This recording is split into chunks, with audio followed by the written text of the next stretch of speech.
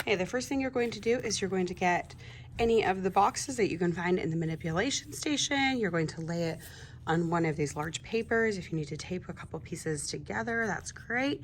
So lay it flat, and then you are going to trace around it.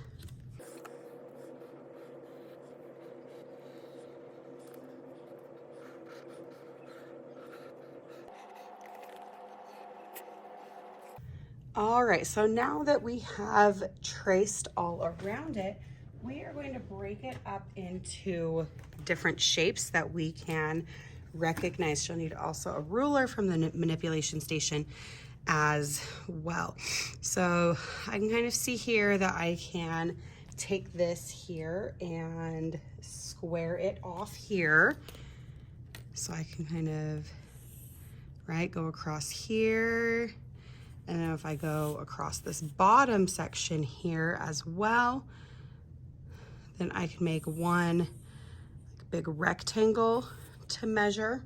So, and it's okay if they are not perfect. We're just kind of getting the general idea. And then I've got to break up these shapes. So I'm going to label this one as a rectangle. And so, right, I can see these corners aren't perfect, but we're going to say they're close enough, okay? So up here, I've got another rectangle. So again, right, I know these corners are a little rounded there, but it's generally a rectangle shape. However, this one looks more like a trapezoid, right? It's got that smaller base on the top. It's got these, right, sides that will intersect. So I've got another one over here. So I'm just going through and I'm labeling all of the shapes that I am going to need. So my box, my 3D shape is actually made up of 1, 2, 3, 4, 5, 6, 7 shapes in order for it to connect all together. So sometimes when we have, right, real life shapes, I can see that it has a few extra sides than just a regular shape might, because it has these flaps that are going to close down, this extra flap closing down. So sometimes boxes can look a little bit different than just a shape that you might see in math. So the next thing we're going to do is measure this up. Now we are going to make our lives easy, and instead of using the inches and having to use fractions, we are going to use the centimeter side. So here's 1 centimeter, 2, 3, and if it doesn't match up perfect, these are decimals. There's 10 millimeters in every centimeter. So if it goes to the half, it's 0.5. If it goes to the 7, the mark, it's 0.7. So that makes it really easy to measure. So now I'm just gonna go across, so line it up. So this one looks like it is about 28 and a half. So I'm gonna mark that. So now I'm just labeling all of my sides. So this one across looks like it's about 12. So right, these are centimeters. I guess I better label what I'm measuring with. And then got this rectangle here.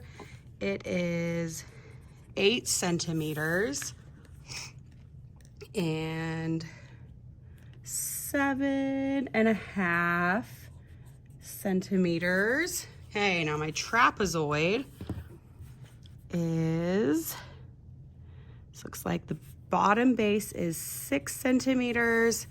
My top base is 3.5. And then I also need my height that goes straight up, right? So that height is 3.5 centimeters.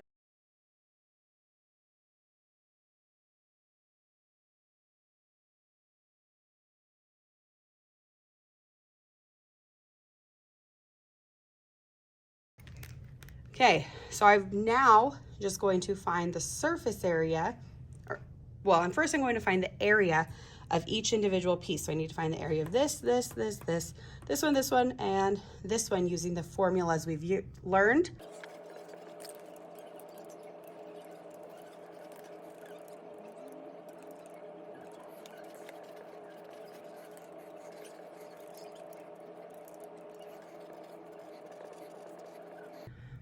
And then I will add them all together, and I will get my, it's called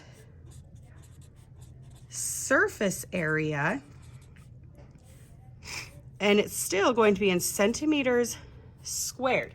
So even though this box can fold up into a 3-dimensional shape, right? We unfolded it and made it flat, and we just found the area of each individual piece.